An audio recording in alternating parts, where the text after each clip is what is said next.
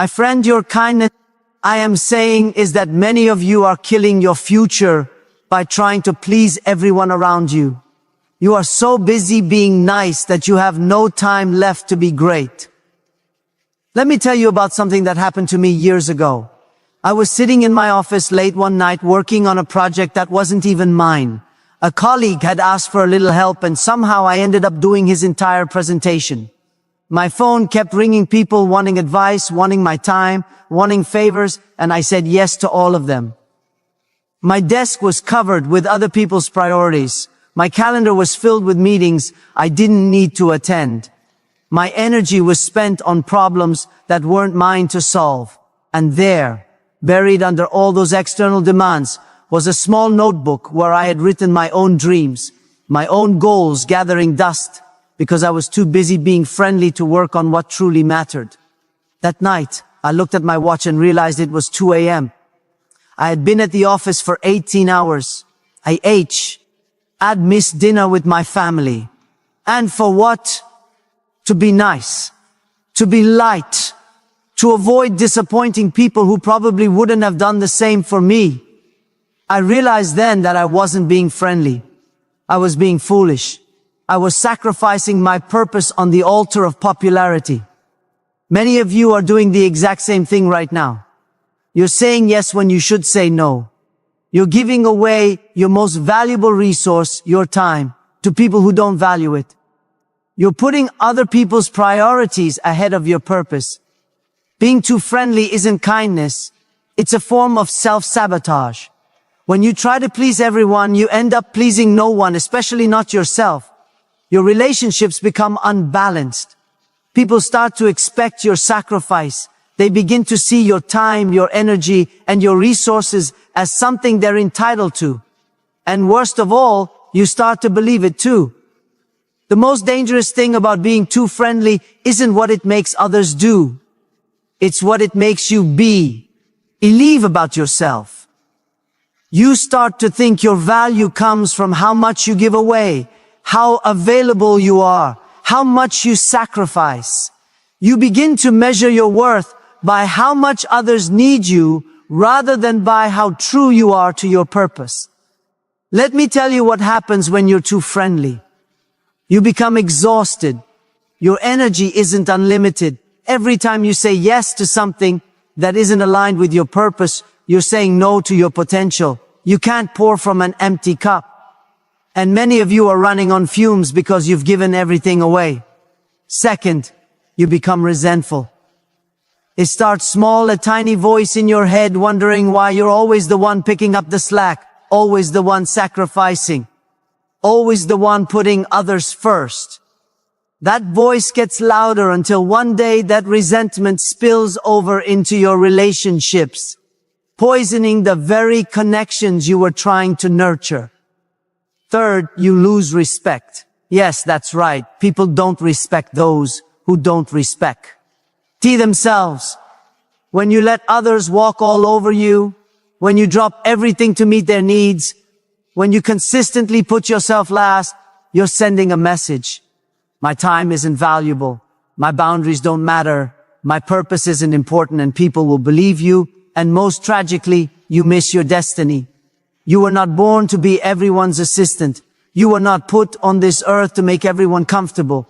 You were created with a specific purpose, with unique gifts, with a contribution that only you can make. But you can't fulfill that purpose if you're constantly derailed by every request, every need, every demand that comes your way.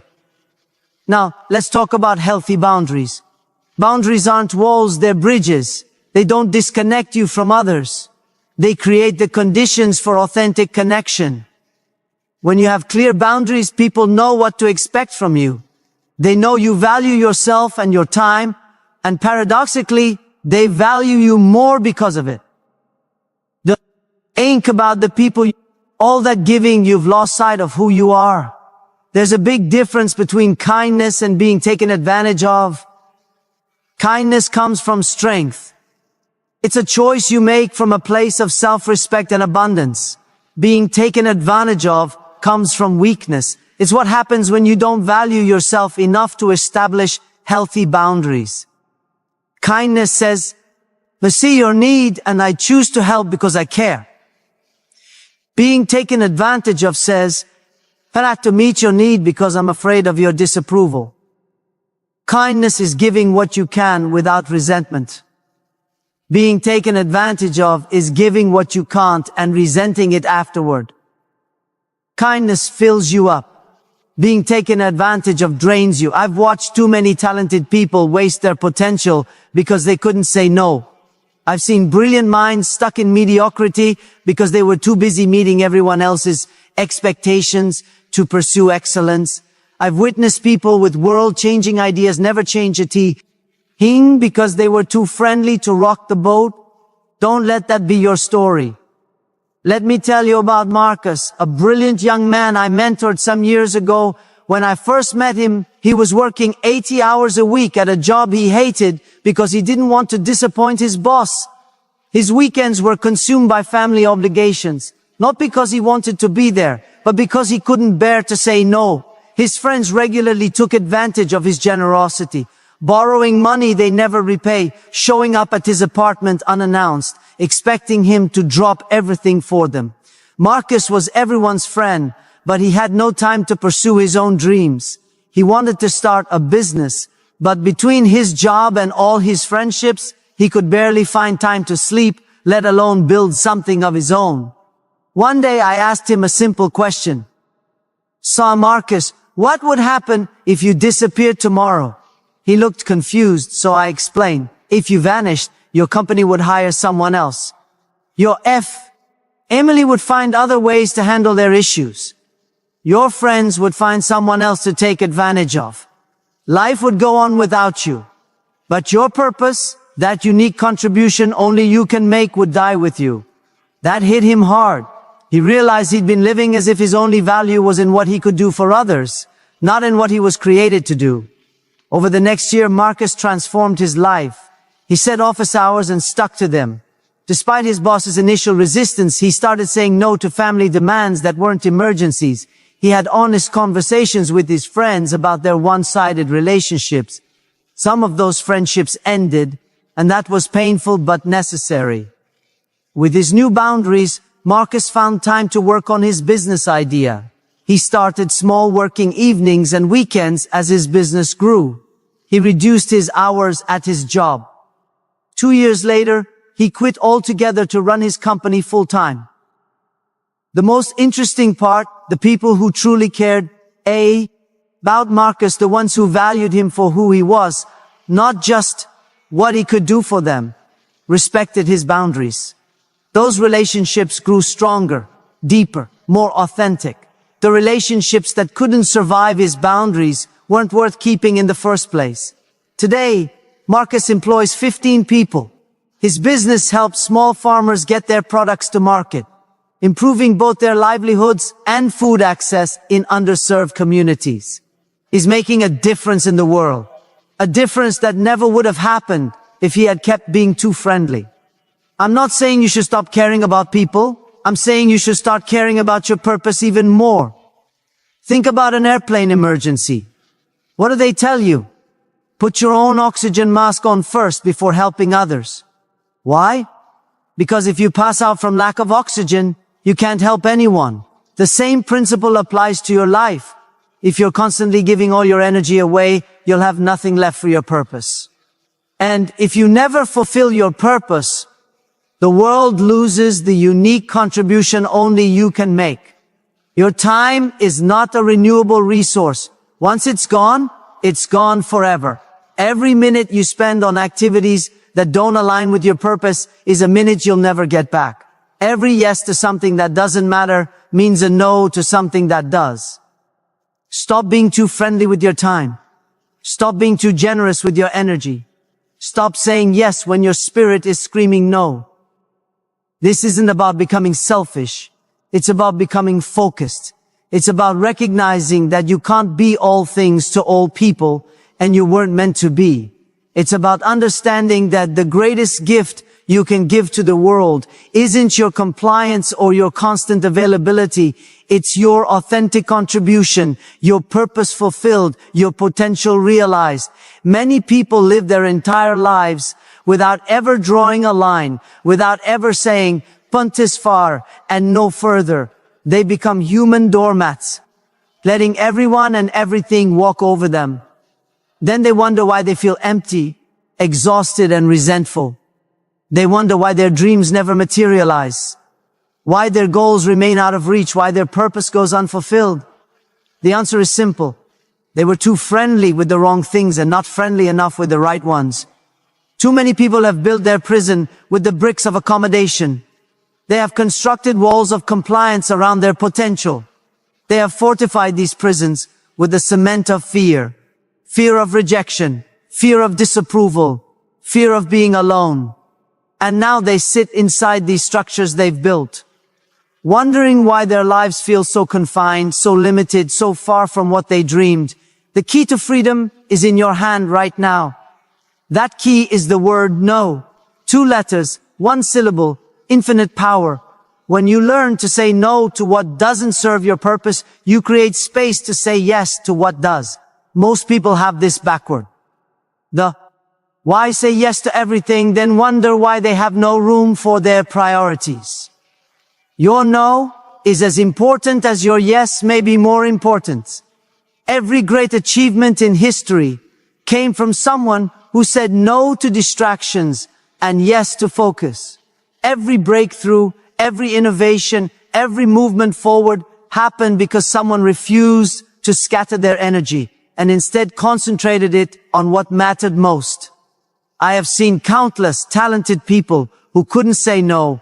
They were smart, capable, full of potential, but they never achieved what they were capable of because they couldn't refuse the constant demands on their time and energy.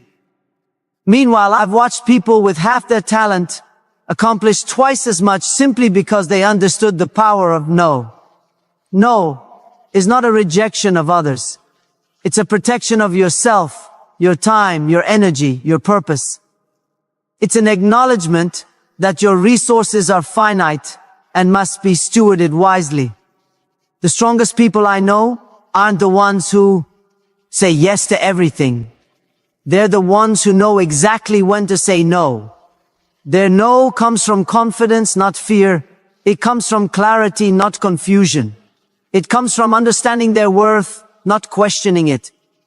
Many of you spend your days reacting to other people's urgencies, responding to every buzz of your phone, every notification, every request for just a minute of your time.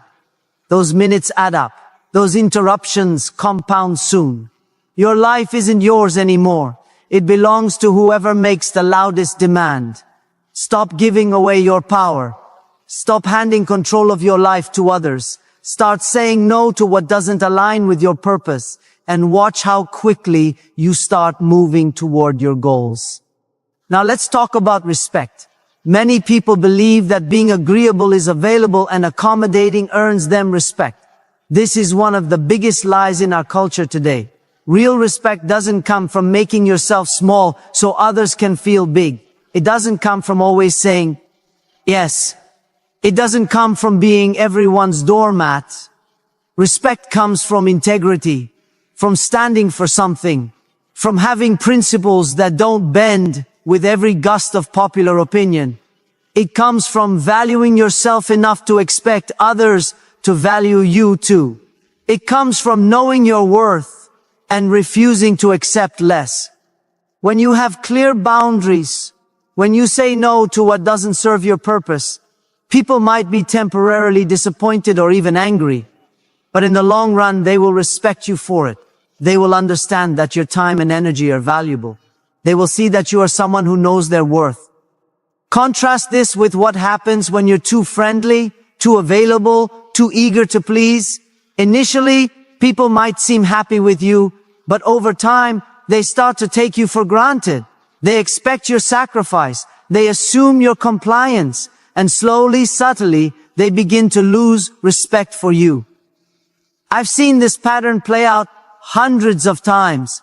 The person who never says no becomes the person everyone asks first, not because they value them, but because they know they won't refuse.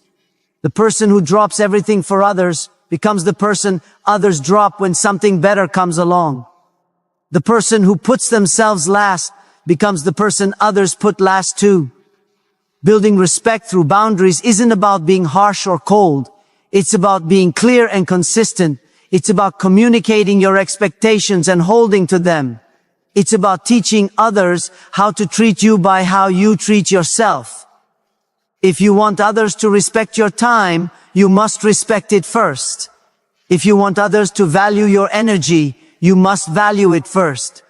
If you want others to honor your boundaries, you must honor them first. Oh, here's a hard truth many of you need to hear. Some of the relationships in your life are toxic. Some of the people you're bending over backward to please are taking advantage of you.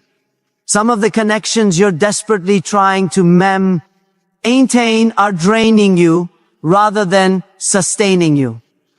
Not all relationships deserve your energy. Not all connections serve your purpose. Not all people in your life want what's best for you. How do you identify these toxic relationships? Look for these signs. You feel exhausted after spending time with them, not energized. They take far more than they give. They only contact you when they need something. They disappear when you're going through challenges of your own. They resist or ignore your boundaries. They make you feel guilty for prioritizing your needs or pursuing your goals. Your success seems to make them uncomfortable or resentful. They consistently undermine your confidence or question your decisions. You find yourself apologizing for things that aren't your fault.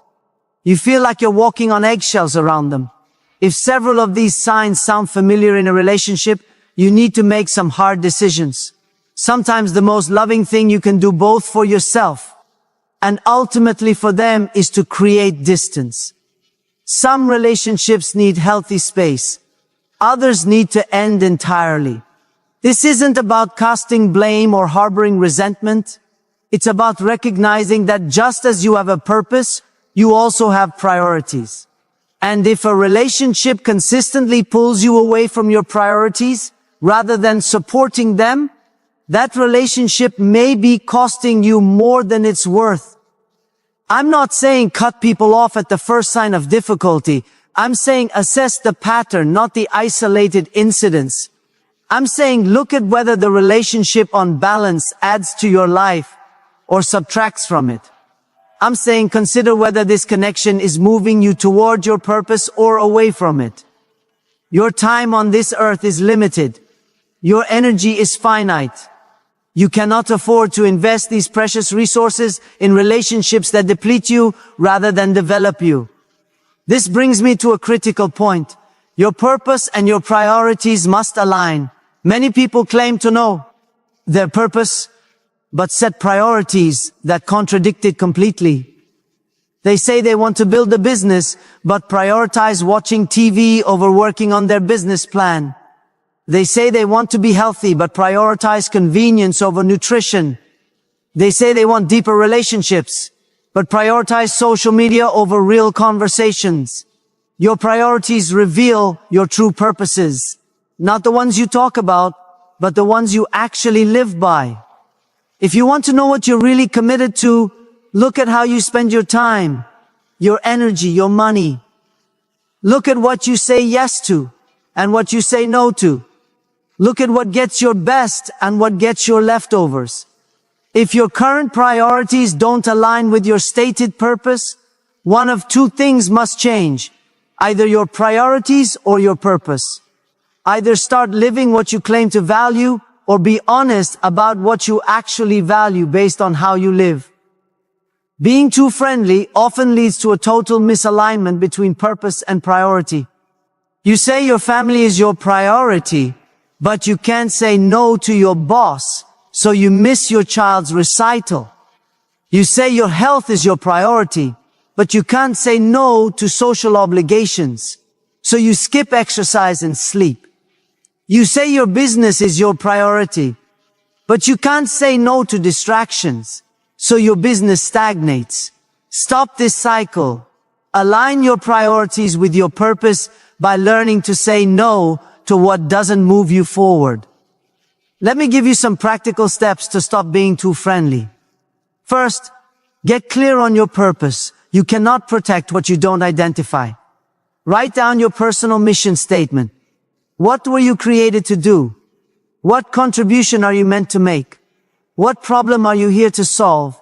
Unless you know your purpose, you won't know what deserves your yes and what deserves your no. Second, audit your current commitments.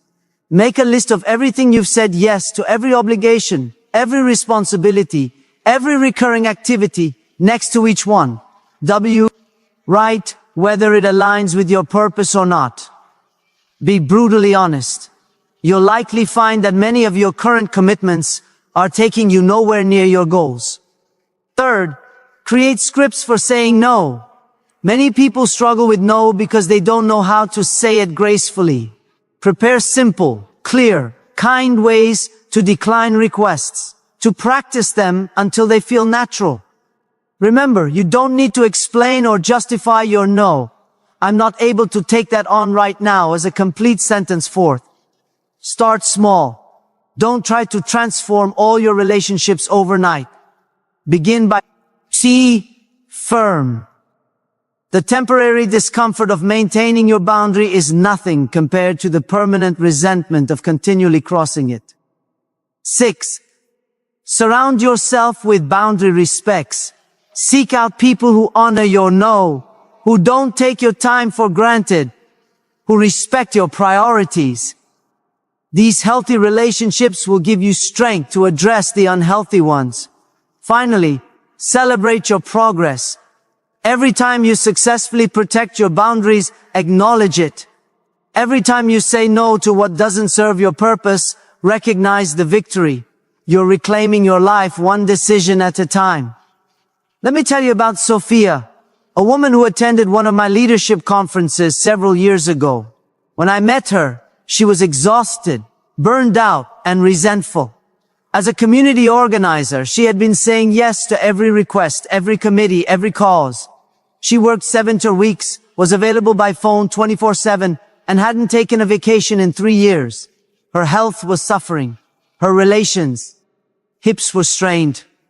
And despite all her work, her impact was limited because she was spread too thin to excel at anything. During our workshop on boundaries, something clicked for Sophia. She realized that by trying to help everyone, she was actually helping no one effectively, least of all herself. She committed to making a change. It wasn't easy. She had to step down from several committees. She had to start turning off of her phone after 8 p.m. She had to learn to delegate tasks. She had always handled herself. Some people in her community were upset, even called her selfish. But she held firm with her newfound time and energy. Sophia focused on the one area where she could make the greatest impact, youth mentorship. Rather than being involved in a dozen initiatives superficially, she poured herself into this one area deeply. 2 years later, I received a letter from Sophia. Her youth program had expanded to 3 locations and was showing measurable results in keeping at risk teenagers in school. She had trained 10 other mentors who were now leading their own groups. She had secured stable funding through grants. She actually had time to write properly. Her health had improved dramatically. Her closest relationships were stronger than ever. And here's what struck me most. The very people who initially resisted her boundaries were now among her biggest supporters. They respected her focus, her clarity, the results. By stopping being too friendly, Sophia had actually increased her positive impact on her community. Your story can follow a similar path. You can go from being scattered to focused, from exhausted to energized, from resentful to purposeful.